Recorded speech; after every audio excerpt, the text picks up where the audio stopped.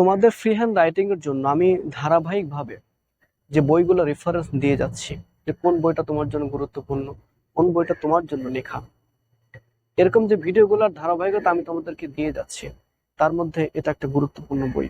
বইটার নাম heart of darkness.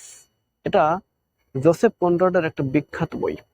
এই বইটাতে আলোচনা করা আছে কিভাবে ব্রিটিশরা এবং ওয়েস্টার্ন কান্ট্রি এবং ওয়েস্টার্ন পিপলরা আফ্রিকাতে গিয়ে কিভাবে ব্যবসা বাণিজ্য করে, কিভাবে ওই দেশের সম্পদ লুট করে তারা আজকে ধনী হয়েছে, কিভাবে তারা সম্পদশালী হয়েছে।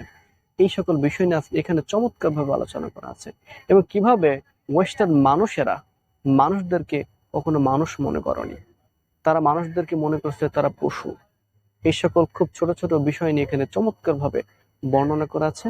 আপনারা যদি এটা খুব ভালো করে line by line, sentence by sentence, word by word এবং যদি খুব ভালো করে পড়েন, আশা করা যায় এটা আপনাদের অনেক হেল্প করবে।